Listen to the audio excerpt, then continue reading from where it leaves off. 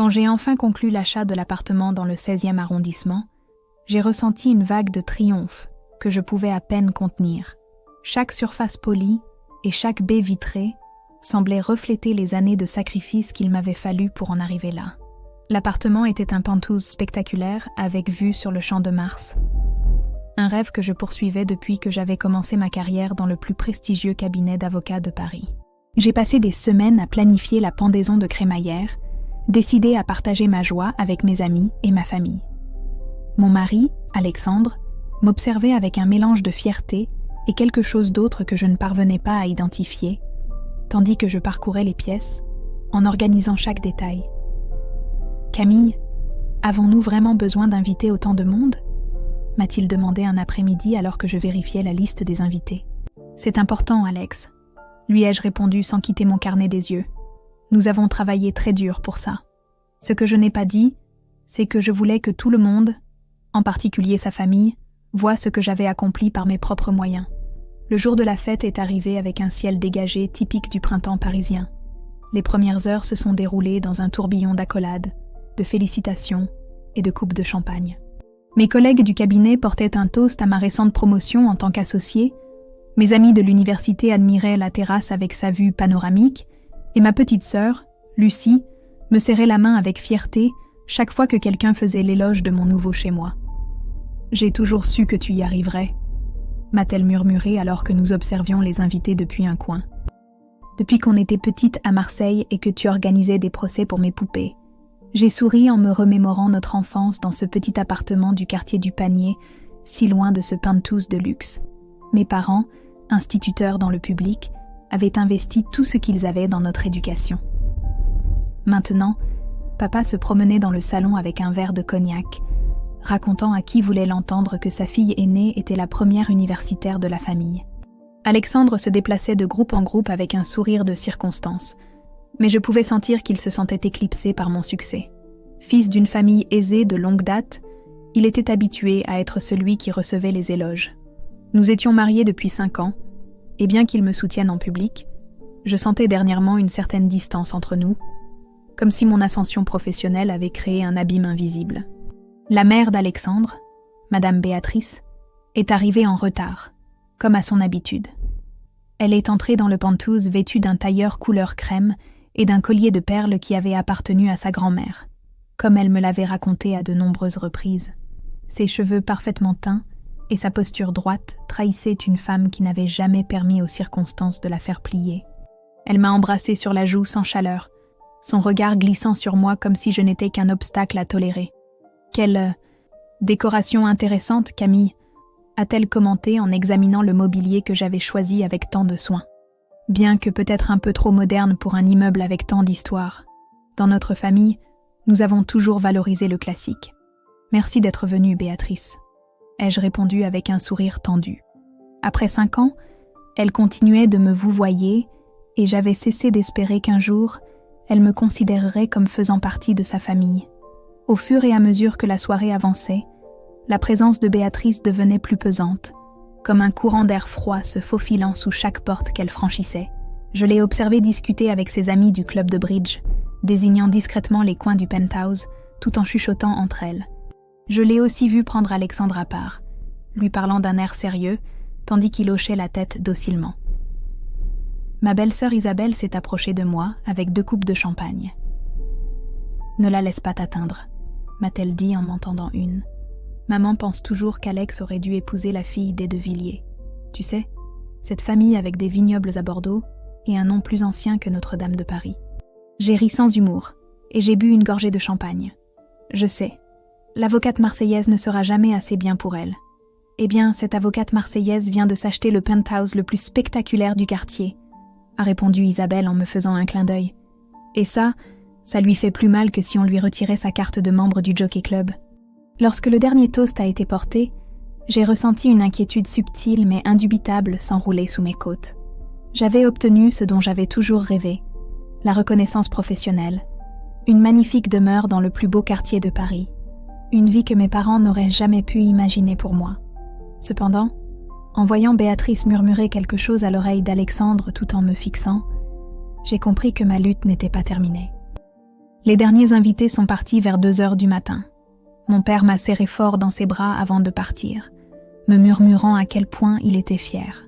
Ma mère, les larmes aux yeux, m'a serré les mains et m'a rappelé que je serais toujours sa petite fille courageuse. Lucie a été la dernière à partir, m'aidant à ramasser quelques verres tout en me parlant de ses projets de déménager elle aussi à Paris. « Un jour, j'aurai un appartement comme celui-ci », dit-elle en admirant la vue nocturne de la ville. « Tu l'auras, l'ai-je assuré, et je serai là pour fêter ça avec toi. » Quand j'ai refermé la porte derrière elle, j'ai enlevé mes talons avec un soupir de soulagement. Le silence est tombé sur l'appartement comme un manteau, me permettant enfin d'entendre mes propres pensées. J'ai parcouru le couloir pieds nus jusqu'à la cuisine, où j'ai commencé à ranger quelques assiettes. Je mettais les verres dans le lave-vaisselle quand j'ai senti une présence derrière moi. C'était Béatrice. Je ne l'avais pas entendue rester, et j'ai sursauté en la trouvant appuyée contre l'îlot de la cuisine. Alexandre n'était nulle part en vue. « Avez-vous besoin d'aide, Béatrice ?» ai-je demandé, essayant de garder un ton cordial malgré la fatigue. Son regard était froid et calculateur, comme celui d'un prédateur évaluant sa proie. « En réalité, Camille, je crois qu'il est temps que vous et moi ayons une conversation. Une conversation que je veux avoir depuis longtemps. » Il était plus de 2 heures du matin et les derniers invités étaient repartis, ne laissant que des verres vides et l'odeur persistante de parfum cher. Le silence contrastait avec l'agitation précédente, faisant résonner chaque mot de Béatrice avec une clarté cristalline dans la cuisine en marbre. « Asseyez-vous, Camille », ordonna-t-elle plus qu'elle ne le suggéra, désignant l'un des tabourets près de l'îlot. Je suis restée debout, m'appuyant légèrement contre l'évier. « Je préfère rester ainsi, merci », ai-je répondu avec un calme que je ne ressentais pas. La journée a été longue. Béatrice a esquissé un sourire qui n'a pas atteint ses yeux. « Comme vous voudrez. » Elle a ajusté son collier de perles d'un geste que je l'avais vu répéter des dizaines de fois lors de réunions de famille. « Je vais être directe avec vous. Ce caprice à vous a assez duré. »« Caprice ?» ai-je demandé, bien que je sache parfaitement à quoi elle faisait référence. Cette prétention d'être la grande avocate, la femme indépendante qui n'a besoin de personne. Sa voix est devenue plus tranchante. La petite de Marseille, qui joue à la grande dame dans le 16e. J'ai eu l'impression d'avoir reçu une gifle. Pendant des années, j'avais supporté ses commentaires voilés, ses regards dédaigneux, mais elle n'avait jamais été aussi explicitement cruelle. « Je ne joue à rien, Béatrice. J'ai travaillé dur pour être là où je suis. Et personne ne le nie, » a-t-elle répondu avec une fausse condescendance. C'est admirable, à sa manière. Mais Alexandre a une position à maintenir, une image. Et ce comportement qui est le vôtre, acheter des biens à votre nom, vous vanter de votre carrière au détriment de la sienne, ce n'est pas ce qu'on attend d'une épouse de la famille Montfort. Elle a bu une gorgée du vin qui restait dans son verre avant de continuer. Mon fils a besoin d'une compagne qui comprenne sa place, pas d'une concurrente. Je ne suis pas sa concurrente, ai-je répliqué, sentant la colère monter en moi. Nous sommes une équipe. Béatrice a laissé échapper un rire sec qui a résonné dans la cuisine vide. Une équipe ? Les équipes ont un capitaine, Camille. Et dans cette famille, ce rôle ne vous revient pas. Elle s'est approchée de moi, le parfum cher qu'elle portait toujours envahissant mon espace. J'ai remarqué qu'elle tenait une enveloppe à la main, qu'elle a posée sur le comptoir. J'ai parlé à Alexandre.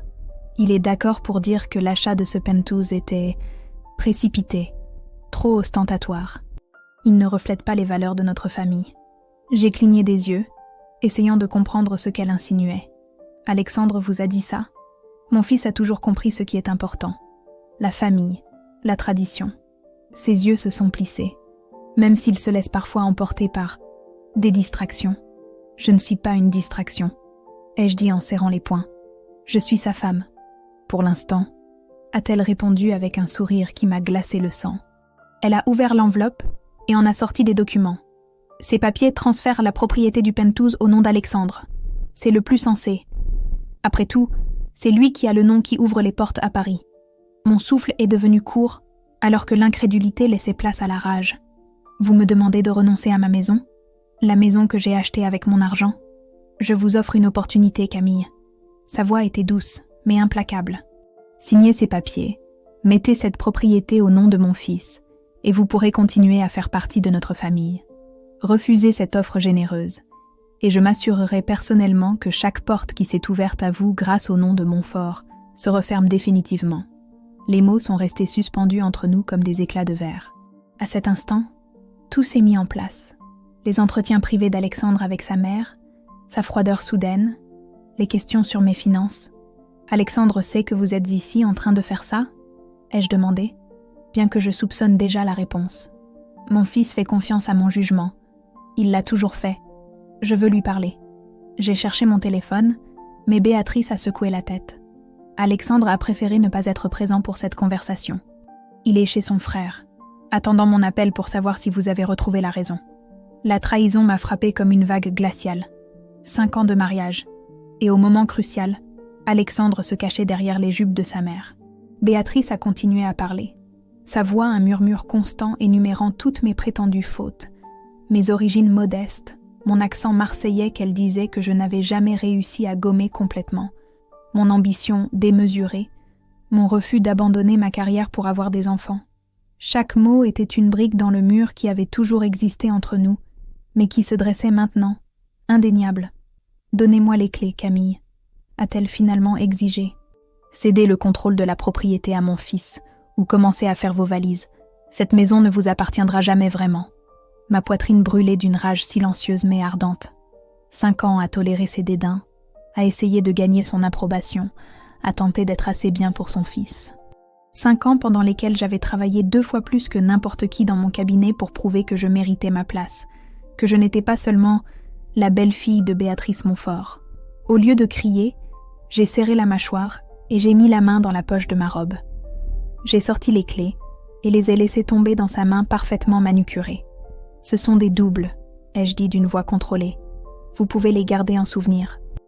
Mais les originaux, comme l'acte de propriété, resteront les miens. » Béatrice a plissé les yeux. « Vous ne comprenez pas à qui vous avez affaire, petite. Un mot de ma part, et le cabinet Leclerc et Associés reconsidérera votre position d'associé. Vous croyez que vous êtes arrivé là uniquement par votre talent ?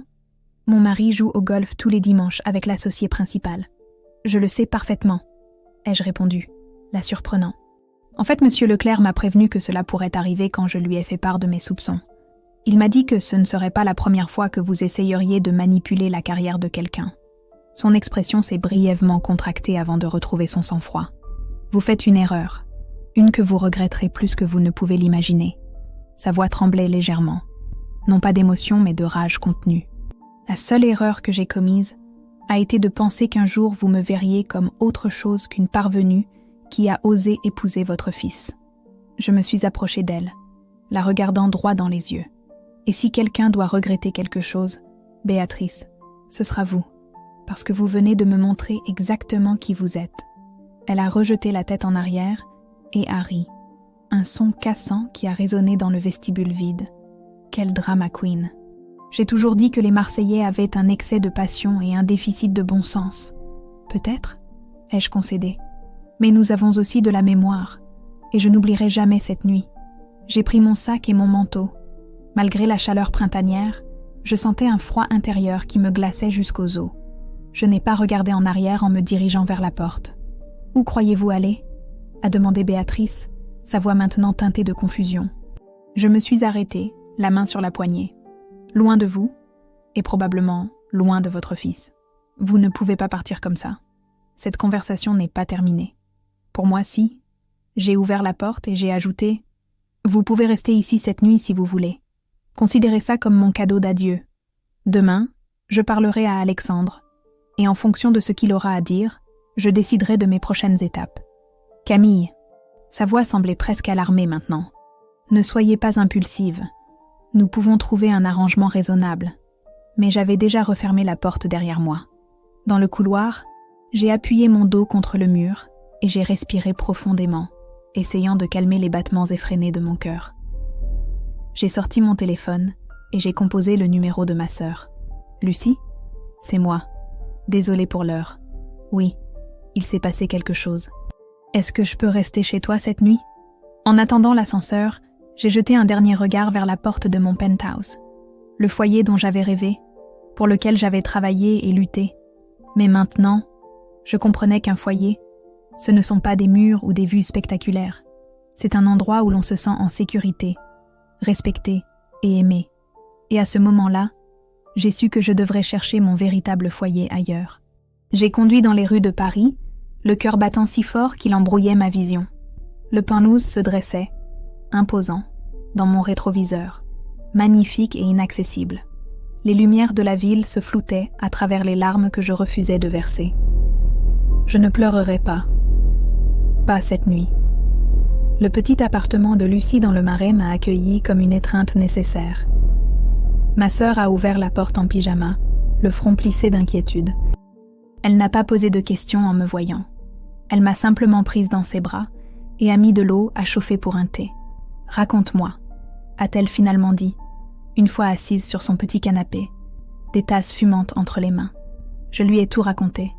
La fête, les regards de Béatrice, l'ultimatum, la trahison d'Alexandre. Cette sorcière, a murmuré Lucie quand j'ai eu fini. J'ai toujours su qu'elle était mauvaise, mais ça, et Alexandre. Comment peut-il laisser sa mère faire une chose pareille ? J'ai haussé les épaules, épuisée. Il a toujours été comme ça. Alexandre n'a jamais été capable de lui tenir tête. Je pensais qu'avec moi, ce serait différent, que pour moi, il trouverait la force de poser des limites. Mais je suppose que certaines chaînes sont trop solides pour être brisées. Qu'est-ce que tu vas faire maintenant ? J'ai regardé par la fenêtre, vers les rues étroites du quartier bohème où vivait ma sœur, si différentes des larges avenues majestueuses du 16e. Je ne sais pas. Une partie de moi veut se battre, leur prouver qu'ils ne peuvent pas me prendre ce qui est à moi. Une autre partie veut juste tout laisser tomber et recommencer à zéro. Lucie a pris ma main. Quoi qu'il arrive, je suis avec toi. Et papa et maman le seront aussi. J'ai hoché la tête, reconnaissante d'avoir une famille qui, contrairement à celle d'Alexandre, m'aimait inconditionnellement. Demain, je lui parlerai. J'ai besoin d'entendre de sa propre bouche s'il est d'accord avec ce que sa mère a tenté de faire. Cette nuit-là, j'ai à peine dormi sur le canapé-lit de Lucie. Les murs du petit appartement semblaient se refermer sur moi, tandis que la réalité de ce qui s'était passé s'installait sur mes épaules. J'avais tant travaillé, tant sacrifié pour obtenir ce penthouse. Ce n'était pas seulement un bien immobilier de luxe, c'était la preuve tangible que la fille de 2 instituteurs de Marseille pouvait aller aussi loin qu'elle le voulait. Le lendemain matin, après une douche qui n'a pas réussi à me vider la tête, j'ai appelé Alexandre. Son ton était froid et hésitant, comme s'il répétait un rôle qui ne le convainquait pas tout à fait. « Camille, je ne m'attendais pas à ton appel si tôt. Vraiment ? Après avoir envoyé ta mère me menacer, tu pensais que je n'appellerais pas immédiatement ? » Un silence tendu s'est installé avant qu'il ne réponde. Ce n'était pas comme ça. Ma mère s'inquiète juste pour nous, pour notre image. « Notre image ?» ai-je interrompu, incrédule. « Ou la tienne ? Parce que selon elle, je ne ferai jamais vraiment partie de la famille Montfort. Tu exagères, comme toujours. » Sa voix a pris ce ton condescendant qu'il avait commencé à utiliser ces derniers mois. Ma mère a seulement suggéré qu'il serait plus approprié que la propriété soit à mon nom, étant donné la situation. Quelle situation, Alexandre ? Tu sais, ma position à la banque, les attentes. Je pouvais l'imaginer parfaitement, se passant la main dans les cheveux comme il le faisait toujours quand il se sentait acculé. Je pouvais presque voir son expression, ce mélange d'irritation et de culpabilité que j'avais appris à reconnaître au fil des ans. Ce que je sais, ai-je dit lentement, c'est que ta mère est venue chez nous après que tout le monde soit parti pour exiger que je renonce à ma propriété. Ce que je sais, c'est que tu n'étais pas là pour l'en empêcher. Camille, s'il te plaît, j'ai besoin de temps pour réfléchir. Peut-être serait-il mieux que ma mère gère la propriété pour l'instant. J'ai eu l'impression d'avoir reçu un coup de poing dans l'estomac. Il n'y avait pas une once de regret dans sa voix. Je pouvais entendre la voix de Béatrice en arrière-plan, un murmure satisfait qui m'a retourné les entrailles. Ils étaient convaincus d'avoir gagné, de pouvoir m'effacer de tout ce que j'avais construit. « Alexandre, as-tu réfléchi à la raison pour laquelle j'ai insisté pour que le penthouse soit à mon nom ? Pour ton indépendance, ta fierté ? Je sais déjà. » « Non, ai-je coupé sèchement. Il y a des raisons que tu ignores, des raisons importantes. » Il y eut une pause, puis j'ai entendu la voix de Béatrice, plus proche maintenant. Qu'est-ce qu'elle dit ? Mets-le sur haut-parleur. Alors maintenant, j'étais sur haut-parleur. Parfait. Béatrice, je sais que vous écoutez, ai-je dit en élevant légèrement la voix. Je vous ai laissé un message hier soir avant d'éteindre mon téléphone. Je vous ai rappelé que la propriété est à mon nom pour des raisons que vous comprendrez bientôt.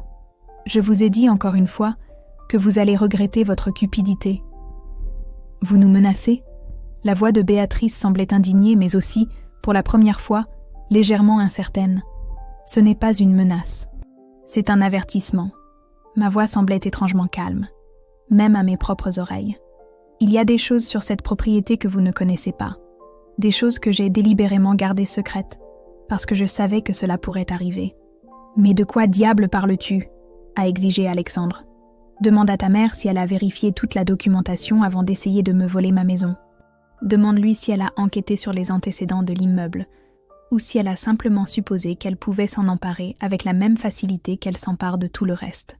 Il y eut un murmure confus à l'autre bout du fil. Je pouvais les imaginer échangeant des regards perplexes. Camille. La voix de Béatrice essayait de paraître autoritaire, mais j'ai décelé un tremblement de doute. Si c'est une sorte de jeu, je ne joue pas avec les choses sérieuses, Béatrice. Contrairement à vous, j'ai pris une profonde inspiration avant de continuer. Je vous suggère de consulter un avocat en droit immobilier avant de faire un pas de plus. Un qui ne soit pas de votre cercle social, de préférence. Quelqu'un qui comprend vraiment les propriétés complexes comme celle-ci. Qu'est-ce que tu as fait ? La voix d'Alexandre semblait maintenant véritablement alarmée. Rien d'illégal, si c'est ce qui t'inquiète. Je me suis simplement assurée de protéger mes intérêts. Comme tu me l'as toi-même appris, Alexandre, quand tu m'as dit que dans les affaires, il faut toujours avoir un atout dans sa manche. J'ai laissé mes mots faire leur effet avant de continuer. Je vais de nouveau éteindre mon téléphone.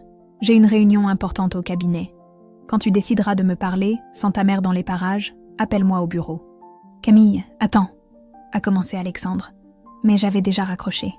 Je suis restée à regarder le téléphone dans ma main, éprouvant un calme étrange. Une partie de moi s'attendait à ce qu'Alexandre appelle immédiatement, exigeant des explications. Une autre partie savait qu'il ne le ferait pas, du moins pas avant d'avoir consulté sa mère. Comme toujours, j'ai tenu parole et j'ai éteint mon téléphone. Lucie m'a regardée avec un mélange d'admiration et d'inquiétude. Il y a vraiment quelque chose qu'ils ne savent pas sur le penthouse ? J'ai souri pour la première fois depuis la veille. Oh oui, absolument. Je lui ai raconté ce que Béatrice et Alexandre ignoraient. Des mois avant d'acheter le penthouse, j'avais découvert que la propriété avait été saisie dans le cadre d'une enquête fédérale pour fraude financière à grande échelle. L'ancien propriétaire, un homme d'affaires ayant des liens dans plusieurs pays, avait utilisé le bien dans un montage de blanchiment d'argent. J'avais négocié un accord pour acheter la propriété pour une fraction de sa valeur réelle, mais elle était toujours sous examen. Tout changement de titulaire sans respecter strictement certaines exigences pourrait activer la clause de confiscation des actifs. La tentative de Béatrice de prendre le contrôle avait déclenché toutes les alarmes juridiques. Mon Dieu, Camille. Lucie me regardait bouche bée. Pourquoi n'as-tu pas dit ça à Alexandre ? J'ai soupiré, sentant le poids des années de mariage sur mes épaules. Au début, parce que c'était compliqué et que je ne voulais pas l'inquiéter avec les détails juridiques. Après, je suppose que c'est parce que j'ai commencé à réaliser qu'il ne serait jamais vraiment de mon côté si sa mère s'y opposait. Et tu penses qu'ils vont enquêter et découvrir la vérité maintenant ? J'ai hoché la tête. Béatrice sait beaucoup de choses, mais elle n'est pas idiote. Elle consultera des avocats, vérifiera la documentation. Et quand elle le fera, elle se rendra compte qu'elle s'est mise dans de beaux draps, a complété Lucie avec un sourire malicieux. Exactement. Cet après-midi-là, en arrivant au cabinet, ma secrétaire m'a informé que j'avais plusieurs appels en absence du même numéro, celui de Béatrice. Je n'ai rappelé aucun d'entre eux. Au lieu de cela, j'ai pris rendez-vous avec mon propre avocat immobilier pour le lendemain matin. Il était temps de se préparer à la tempête qui s'annonçait. Pendant que je travaillais sur mes dossiers, essayant de me concentrer malgré le tumulte émotionnel, un calme étrange s'est emparé de moi. Pour la première fois depuis que j'avais rencontré les Montfort, je ne me sentais pas impuissante face à eux. J'avais prévu leur trahison. Je m'étais protégée. Et maintenant, les conséquences allaient leur retomber dessus. Quand j'ai finalement rallumé mon téléphone à la fin de la journée, l'écran s'est illuminé de dizaines de notifications. Appels en absence. Messages vocaux. Tous de Béatrice ou d'Alexandre. Je n'en ai écouté aucun. À la place, j'ai envoyé un message à mon mari. Je serai chez Lucie si tu as besoin de parler. Viens seul. À l'aube, mon téléphone a commencé à sonner sans relâche. Le numéro de Béatrice clignotait encore et encore sur l'écran comme un phare de panique. Après avoir ignoré 5 appels consécutifs, J'ai finalement répondu. Sa voix, normalement contrôlée et autoritaire, était méconnaissable, rauque d'angoisse. « Pourquoi ne nous l'avez-vous pas dit ?» a-t-elle exigé sans préambule. Les saisies conservatoires, l'enquête du parquet national financier, le gel des avoirs. Qu'avez-vous fait, Camille ? J'ai senti un frisson en réalisant qu'elle avait découvert la vérité. Je ne m'attendais pas à ce qu'elle agisse si vite, bien qu'avec Béatrice Montfort, j'aurais dû m'y attendre. Elle avait probablement appelé une demi-douzaine d'avocats cette même nuit. « Bonjour à vous aussi, Béatrice », ai-je répondu avec un calme étudié, tout en regardant Lucie préparer du café dans la petite cuisine de son appartement. « Je vois que vous avez été occupée. N'osez pas utiliser ce ton avec moi. Ce n'est pas un jeu. » Sa respiration était haletante, presque saccadée. Le PNF pourrait réclamer le penthouse à tout moment s'il y a un changement de titulaire non autorisé. Comment avez-vous pu acheter une propriété liée à l'affaire Montfort ? L'affaire Montfort, l'un des plus grands scandales de corruption et de blanchiment d'argent de la dernière décennie en France. L'ancien propriétaire du penthouse, Javier Montfort, avait été le prête-nom d'un réseau qui s'étendait sur la moitié de l'Europe. Ses propriétés, y compris le spectaculaire penthouse du 16e, avaient été saisies puis mises aux enchères dans des conditions très spéciales. « Je l'ai acheté légalement, Béatrice », ai-je expliqué, ressentant une étrange satisfaction à imaginer son visage contracté par l'angoisse, via une procédure spéciale du Trésor public, avec toutes les garanties et exigences nécessaires, y compris la condition que la propriété ne peut pas changer de titulaire pendant 5 ans sans autorisation expresse du tribunal. Et pourquoi diable ne l'avez-vous pas mentionné avant ? Quand exactement aurais-je dû le mentionner ? Pendant les dîners de famille où vous m'ignoriez ? Ou peut-être à Noël, quand vous avez suggéré qu'Alexandre devrait reconsidérer s'il voulait vraiment fonder une famille avec moi ? Il y eut un silence momentané à l'autre bout de la ligne. Je pouvais presque entendre les rouages tourner dans l'esprit de Béatrice, cherchant une issue, une façon de retourner la situation à son avantage. « C'est un désastre », murmura-t-elle finalement. Alexandre est anéanti. Anéanti de découvrir que sa mère a tenté de s'approprier illégalement une propriété, ou anéanti parce que son plan n'a pas fonctionné ? Ne soyez pas cynique, Camille. Cela pourrait gravement nuire à la réputation de notre famille. Si la presse apprend que les Montfort sont liés à l'affaire Montfort, même de manière tangentielle, alors voilà la vraie peur. Ce n'était pas la perte financière potentielle qui la terrifiait, mais le scandale social. La parfaite famille Montfort, descendant de banquiers et de diplomates, associés à une affaire de corruption. Le Jockey Club, les dîners de charité, les étés à Saint-Tropez, tout son monde d'apparence soigneusement construit pourrait s'effondrer. Vous auriez dû y penser avant d'essayer de me prendre ma maison, ai-je répondu, surprise par la froideur de mon propre ton. Les mots de Béatrice se bousculaient, en une supplique frénétique. Elle m'a supplié de revenir, de signer des documents annulant le transfert, de faire tout ce qui était nécessaire pour éviter que l'affaire ne s'envenime. Sans mon autorisation et ma supervision, le gouvernement pourrait réclamer la maison en quelques jours, les laissant sans rien et potentiellement impliqués dans un scandale médiatique. Pendant un instant, j'ai fermé les yeux, savourant l'ironie que la même arrogance qui l'avait poussée à m'humilier les conduit à ce précipice. « Camille, s'il vous plaît. » Sa voix s'est brisée, quelque chose que je n'avais jamais entendu auparavant. « Vous devez nous aider. »« Je dois ? C'est curieux. Il y a quelques heures, vous me disiez que je devais donner les clés à votre fils ou faire mes valises.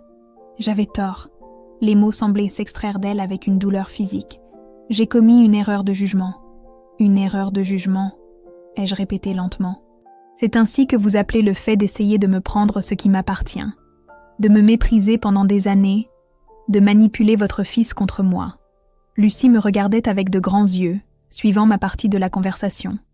Elle m'a offert une tasse de café et m'a serré l'épaule dans un geste de soutien silencieux. « Que voulez-vous que je fasse ?» a finalement demandé Béatrice, sur un ton de défaite que je n'aurais jamais cru entendre chez elle. Pour l'instant, rien. Je vais rencontrer mon avocat avant de décider quoi que ce soit. Ma voix semblait étrangement calme, comme si je discutais d'un cas de routine au cabinet. Je vous suggère de faire de même, et que cette fois, vous cherchiez quelqu'un qui comprend vraiment le droit immobilier, pas un de vos amis du club. Camille, vous ne pouvez pas nous laisser comme ça, dans cette incertitude. Alexandre est anéanti. Je suis heureuse de savoir que mon mari a des émotions. Peut-être aurait-il dû me le montrer hier soir. quand il a décidé de se cacher pendant que vous me menaciez. Je n'ai pas pu empêcher l'amertume de s'infiltrer dans mes mots. Dites-lui que je l'appellerai quand je serai prête. Son sanglot fut la dernière chose que j'entendis avant de raccrocher. Une étrange sensation de légèreté s'empara de moi, comme si j'avais lâché un poids que je portais depuis des années. Pour la première fois, je compris que je n'étais pas sans défense face au Montfort et que Béatrice m'avait complètement sous-estimée. Lucie me regarda avec un mélange d'admiration et d'inquiétude. « Je ne t'ai jamais vue comme ça, si implacable. »« Je ne suis pas implacable, » répondis-je en buvant une gorgée de mon café. « Je suis juste fatiguée de baisser la tête. »« Et maintenant ?» demanda-t-elle, s'asseyant en face de moi à la petite table de la cuisine. « Maintenant, je vais parler à Martin Royer, l'avocat qui t'a aidé pour l'achat du Penthouse. » J'acquiesçai. J'ai besoin qu'il m'explique exactement quelles sont mes options. Et celles des Montfort. J'ai passé la matinée dans le cabinet de Martin Royer, un avocat spécialisé en droit immobilier qui avait géré mon achat du Penthouse. Martin était un homme corpulent d'âge moyen, avec des lunettes à monture épaisse et une expression perpétuellement sceptique. Il n'appartenait pas au cercle social des Montfort, et c'est précisément pourquoi je l'avais choisi. Ce que votre belle-mère a fait est d'une témérité incroyable, commenta-t-il après avoir écouté mon récit. Si elle avait réussi à changer la titularité, cela aurait automatiquement activé la clause de rétrocession. Le trésor public aurait récupéré la propriété en quelques semaines. Et maintenant, vous avez plusieurs options. Martin enleva ses lunettes et les nettoya méticuleusement avec un mouchoir. Légalement, vous êtes toujours la seule propriétaire. La tentative de transfert n'a pas abouti, donc il n'y a pas de préjudice légal. Mais si vous voulez mettre la pression, oui, vous pourriez déposer une plainte pour tentative d'appropriation indue.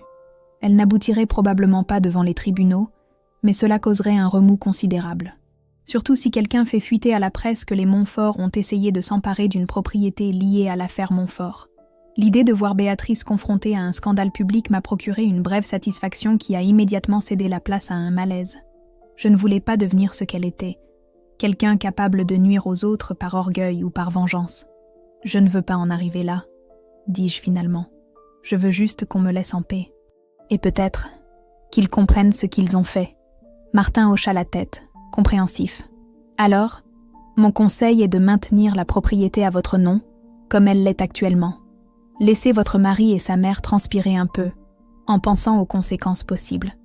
Parfois, la peur de ce qui pourrait arriver est une punition suffisante. Je suis sortie du bureau de Martin avec les idées plus claires. Pendant le trajet en taxi vers l'appartement de Lucie, mon téléphone a vibré. Un message d'Alexandre. « Nous devons parler. S'il te plaît. C'est urgent. » Je lui ai répondu par une seule phrase. « Je serai au Penthouse à 4 heures. » J'ai passé l'heure suivante à me préparer mentalement à la rencontre. Je ne savais pas à quoi m'attendre de la part d'Alexandre. Des regrets? Des accusations? Une tentative de manipulation comme celle qu'il avait si bien apprise de sa mère? Lucie m'a serré dans ses bras avant que je parte. « Appelle-moi si tu as besoin de moi. Et souviens-toi, quoi qu'il arrive, tu as des options. Tu n'as pas à rester là où on ne t'estime pas. » Ces mots résonnèrent dans mon esprit tandis que le taxi me ramenait dans le 16e arrondissement. Le Penthouse se dressait, majestueux, contre le ciel bleu de Paris, magnifique et étranger aux drames humains qui se déroulaient entre ses murs. Je l'ai contemplé depuis le trottoir, me demandant si je le ressentirais un jour à nouveau comme un foyer, ou si la trahison d'Alexandre et Béatrice l'avait transformé à jamais en un symbole de désillusion. Avec une profonde inspiration, j'ai sorti les clés de mon sac.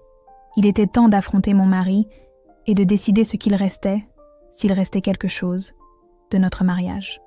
Cet après-midi-là, je suis retournée au Penthouse, non pas comme une épouse désespérée, mais comme la propriétaire légitime, tous les documents légaux en main. J'avais récupéré un dossier complet du bureau de Martin Royer, l'acte de propriété original, les documents de la vente aux enchères spéciales du Trésor public, l'accord avec le tribunal et tous les permis qui m'avaient permis d'acquérir une propriété liée à l'affaire Montfort. En ouvrant la porte, la première chose que j'ai remarquée fut le silence. Ce silence épais qui suit une tempête, quand tout est calme mais que l'on sent encore l'électricité dans l'air. Le penthouse était impeccable, comme si la pendaison de crémaillère n'avait jamais eu lieu. Quelqu'un, probablement Béatrice, avait ordonné un nettoyage en profondeur. Alexandre était assis dans l'un des fauteuils du salon, le regard fixé sur la vue du champ de Mars. Il ne s'est pas retourné quand je suis entrée, bien que le son de mes talons sur le marbre ait clairement résonné dans l'espace. Béatrice n'était pas en vue, ce qui m'a surprise. Je m'attendais à la trouver là, dirigeant la situation comme toujours. « Tu es venu ?» dit finalement Alexandre, sa voix à peine un murmure. J'ai dit que je le ferais. Il se tourna alors. Son visage reflétait une nuit sans sommeil. Des yeux rougis, une barbe naissante, ses cheveux normalement parfaits maintenant en désordre. Il semblait avoir vieilli de 10 ans en 24 heures. Camille, je ne sais pas par où commencer. J'ai posé mon sac et le dossier sur la table basse, et je me suis assise en face de lui, en gardant une distance à la fois physique et émotionnelle. Tu pourrais commencer par m'expliquer pourquoi tu as permis à ta mère d'essayer de me voler ma maison. Alexandre ferma les yeux un instant, comme si entendre la vérité exprimée si crûment lui faisait physiquement mal. Ce n'était pas comme ça, commença-t-il, mais il s'arrêta devant mon regard incrédule. Ou peut-être que si, je ne sais pas. Tout semblait avoir du sens quand ma mère l'expliquait. Elle a dit que c'était pour notre bien, pour ma position à la banque, pour le qu'en dira-t-on. Et tu l'as cru ? Je l'ai toujours cru, répondit-il avec une honnêteté qui me désarma momentanément. Depuis que je suis enfant, ma mère a toujours su ce qui était le mieux pour la famille. Et moi, je fais partie de cette famille, Alexandre ? Il détourna le regard, incapable de soutenir le mien. Je veux croire que oui. Vouloir croire ne suffit pas. Pas après 5 ans de mariage. Je me suis levée et j'ai marché vers les baies vitrées. Paris s'étendait sous nos pieds, indifférente à notre petit drame. J'ai pensé à toutes les fois où j'avais cédé, où j'avais baissé la tête face aux commentaires de Béatrice, où j'avais modifié mon comportement pour rentrer dans le moule que la famille Montfort jugeait approprié. « Sais-tu ce que ta mère m'a dit hier soir ?» demandai-je sans me retourner. Elle m'a dit que je n'appartiendrais jamais vraiment à ton monde, que j'étais une parvenue de Marseille, qui jouait à la grande dame à Paris. Ma mère peut être cruelle quand elle se sent menacée, murmura Alexandre. Menacée ? Par moi ? Je me tournai pour le regarder, sincèrement surprise. Parce que tu représentes. Il passa une main dans ses cheveux, un geste que je connaissais bien. Une femme qui a tout accompli par elle-même. Qui n'a pas besoin du nom de Montfort pour réussir ? Qui achète un pantouse dans le 16e avec son propre argent ? Un rire amer s'échappa de mes lèvres. Quelle ironie ! J'ai toujours essayé de l'impressionner, de gagner son approbation. Et il s'avère que ce qui la dérange le plus, c'est précisément ce qui devrait la rendre fière en tant que belle-mère. Alexandre se leva et fit quelques pas vers moi, s'arrêtant à une distance prudente. « Camille, je suis désolée. Vraiment. Je n'ai aucune excuse pour ce que j'ai fait. Ou plutôt, pour ce que je n'ai pas fait. J'aurais dû être ici. J'aurais dû te défendre. Oui, tu aurais dû. » Un silence tendu s'installa entre nous. À travers les fenêtres, je pouvais voir les gens se promener sur le champ de Mars. Des couples flânant, des enfants jouant, des vies normales qui suivaient leur cours tandis que la mienne semblait s'être arrêtée net. « Ta mère m'a appelé ce matin, » dis-je finalement.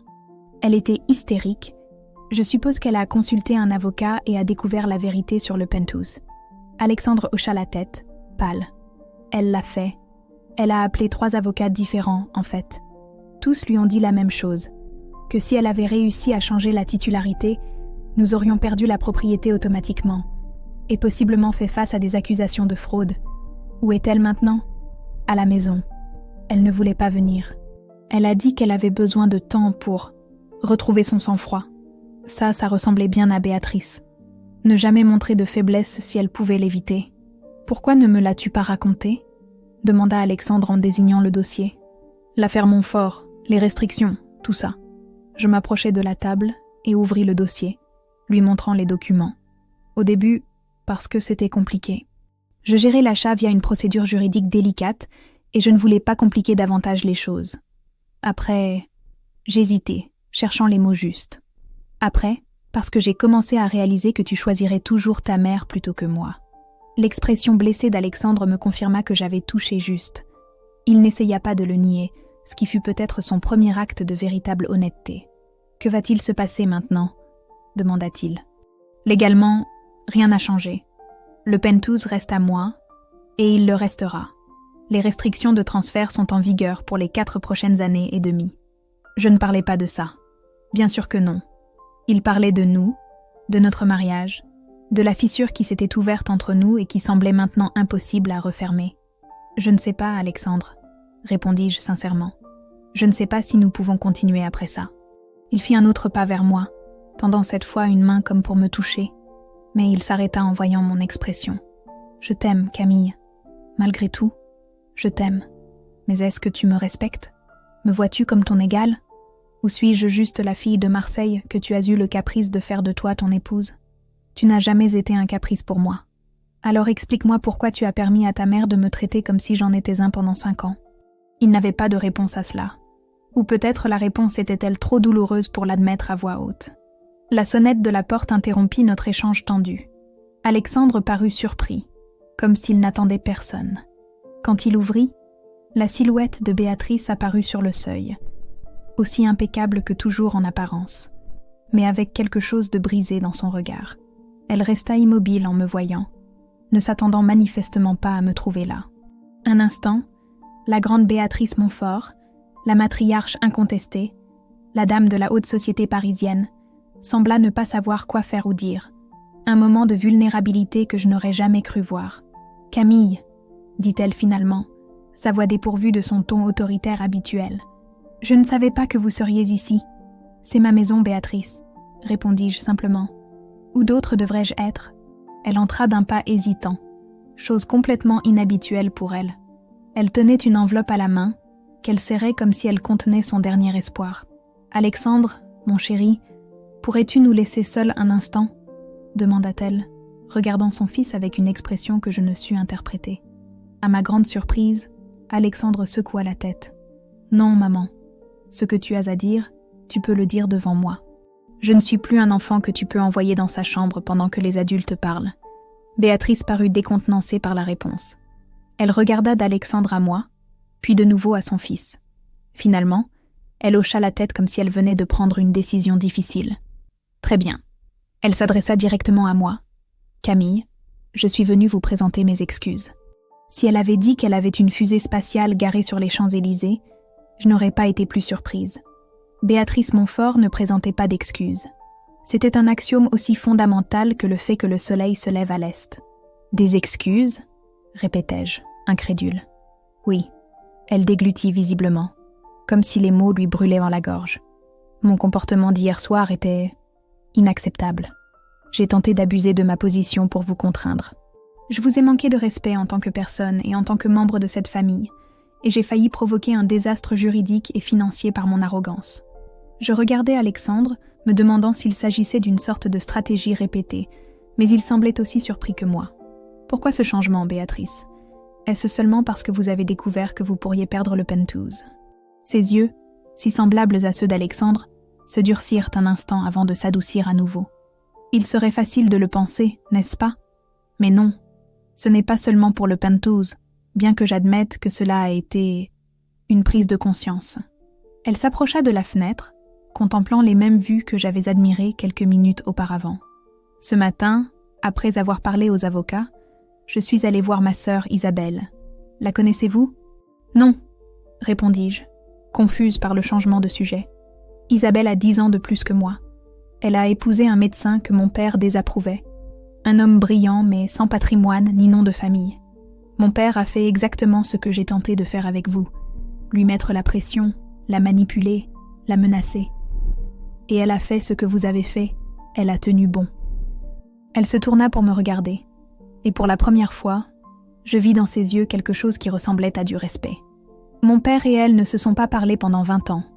Il a manqué la naissance de ses enfants, leurs succès, leurs échecs. Quand il a finalement tenté de se réconcilier, il était trop tard. Isabelle ne lui a jamais pardonné. « Et qu'est-ce que cela a à voir avec moi ?» demandai-je, bien que je commence à comprendre le parallèle. Ce matin, quand Isabelle m'a vu entrer dans tous mes états, elle a immédiatement su ce qui s'était passé. « Tu as fait la même chose que papa, n'est-ce pas ?» m'a-t-elle demandé. Et puis elle m'a raconté quelque chose que je n'avais jamais su. À quel point mon père avait regretté à la fin de sa vie, la solitude dans laquelle il est mort, entouré de son argent et de son prestige, mais sans l'amour de sa fille aînée. Béatrice ouvrit l'enveloppe qu'elle portait et en sortit des documents. Ceci est une reconnaissance légale, rédigée par mon avocat. que le penthouse est exclusivement à vous et que je renonce à toute réclamation sur celui-ci. Il y a aussi des excuses formelles pour mon comportement. Elle posa les papiers sur la table, à côté de mon dossier. Je n'attends pas que vous me pardonniez maintenant, ni peut-être jamais, mais je veux que vous sachiez que je comprends ce que j'ai fait et que je le regrette profondément. À cet instant, je vis quelque chose que je n'aurais jamais cru possible. La peur dans les yeux de Béatrice. Pas la peur superficielle d'un scandale ou d'une perte de statut social, mais une peur plus profonde et humaine. La peur de répéter les erreurs de son père, de perdre son fils comme son père avait perdu sa sœur. Alexandre s'approcha et prit ma main. Un geste simple mais significatif. Pour la première fois depuis que nous nous connaissions, je le sentis complètement présent, comme s'il s'était réveillé d'une longue léthargie. « Camille, » reprit Béatrice, « vous êtes une femme extraordinaire. Vous avez accompli ce que beaucoup de gens, y compris moi, n'auraient jamais réussi sans aide ou privilège. Et au lieu d'admirer votre force et votre détermination, j'ai essayé de vous écraser par peur que vous n'éclipsiez mon fils. » Les mots de Béatrice restèrent suspendus dans l'air, chargés d'une honnêteté qu'elle n'avait jamais montrée envers moi. L'équilibre du pouvoir avait changé de manière irrévocable, et nous le savions tous les trois. Je passais le reste de l'après-midi à parcourir chaque pièce du penthouse, me réhabituant à un espace que j'avais presque perdu. La lumière du crépuscule parisien filtrait à travers les baies vitrées, teintant de doré les murs blancs et dessinant de longues ombres sur le sol en marbre. Je sentis quelque chose s'installer au plus profond de mon être. Une certitude inébranlable que je ne permettrais plus jamais à personne de déprécier ce que j'avais accompli.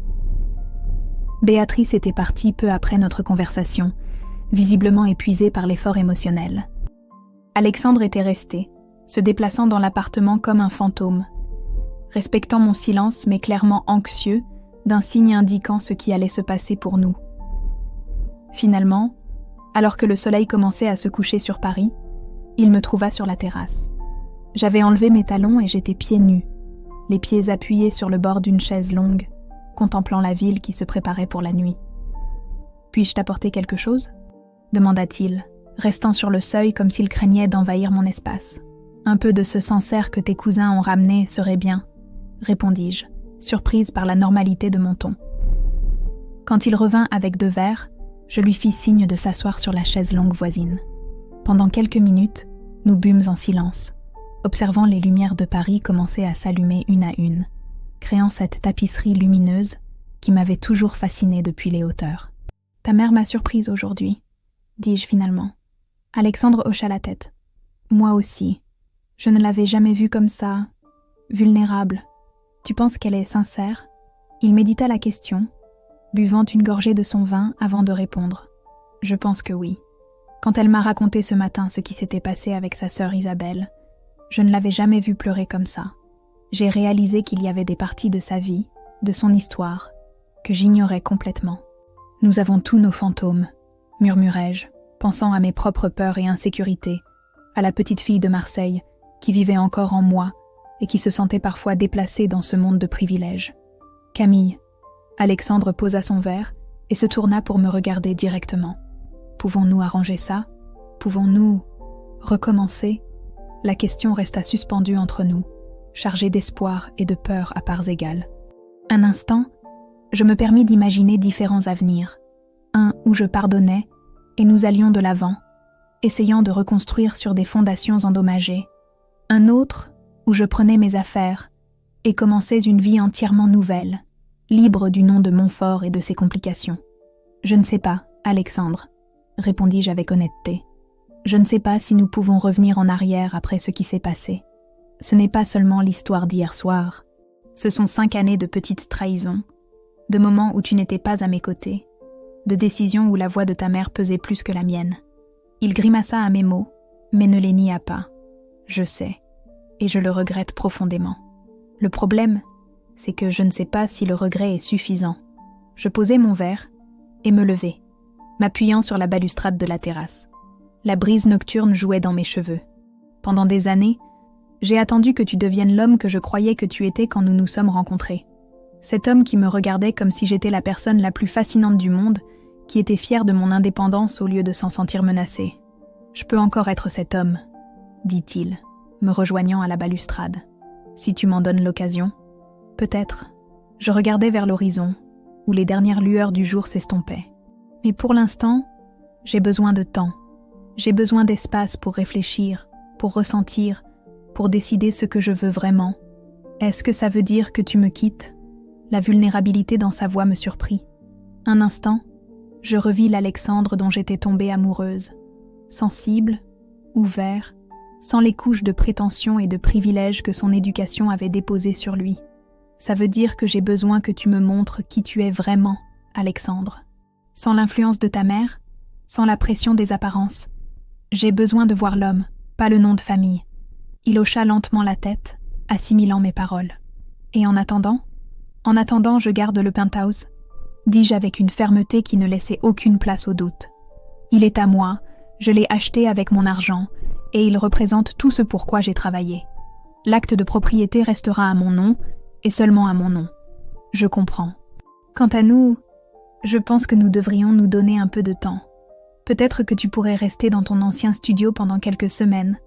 Un peu de distance nous ferait du bien pour clarifier nos sentiments. La tristesse dans ses yeux était palpable, mais je vis aussi autre chose, du respect. Pour la première fois depuis que nous nous connaissions, je sentis qu'il me voyait comme une égale, pas comme une acquisition ou un complément à sa vie parfaitement planifiée. « Et Béatrice ?» demanda-t-il après un moment. « Béatrice devra mériter mon pardon, si elle le veut vraiment. Ce ne sera ni facile ni rapide, mais je suis prête à lui donner une chance, à condition qu'elle garde ses distances pour l'instant. » Alexandre passa une main dans ses cheveux, ce geste si caractéristique lorsqu'il réfléchissait à quelque chose de difficile. « C'est juste, plus que juste, en fait. Après ce que nous avons fait, ce n'était pas seulement ce que vous avez fait, l'interrompis-je doucement. C'est ce que cela a révélé sur notre relation, sur la dynamique familiale, sur vos véritables opinions à mon sujet. Le silence tomba entre nous, mais pour la première fois depuis longtemps, ce n'était pas un silence inconfortable ou tendu. C'était le silence de deux personnes qui se voyaient enfin clairement, sans les filtres des attentes ou des préjugés. Cette nuit-là, après le départ d'Alexandre avec une petite valise et la promesse de m'appeler le lendemain, j'ai parcouru seule le penthouse. Chaque pièce semblait différente maintenant, comme si l'espace physique s'était transformé en même temps que ma perspective émotionnelle. Cet endroit qui avait été le théâtre de ma plus grande humiliation était aussi devenu le symbole de mon émancipation. Je m'arrêtais devant le grand miroir du hall, observant mon reflet. J'étais toujours Camille, la fille de Marseille arrivée à Paris avec une bourse et de nombreux rêves. Mais j'étais aussi une femme qui avait construit son propre chemin, qui avait défendu ce qui lui appartenait, qui avait forcé l'indomptable Béatrice Montfort à présenter des excuses. Le lendemain matin, j'ai appelé Lucie pour lui raconter tout ce qui s'était passé. Son inquiétude initiale a laissé place à l'étonnement en entendant parler de la transformation de Béatrice. « Tu crois vraiment qu'elle a changé ?» demanda-t-elle, sceptique. « Je ne sais pas, » répondis-je sincèrement, « mais je crois que, pour la première fois, elle me voit, pas comme l'intruse, pas comme la parvenue, mais comme une personne réelle avec des sentiments et des droits.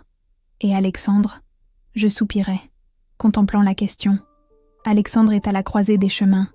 Il devra décider qui il veut être, le fils que sa mère a façonné ou l'homme que j'ai cru voir en lui. Et s'il choisit de rester le même qu'avant ? Alors notre histoire sera terminée, répondis-je avec un calme qui me surprit. Et je commencerai un nouveau chapitre, seul. Dans les semaines qui suivirent, Alexandre et moi avons maintenu un contact limité mais significatif.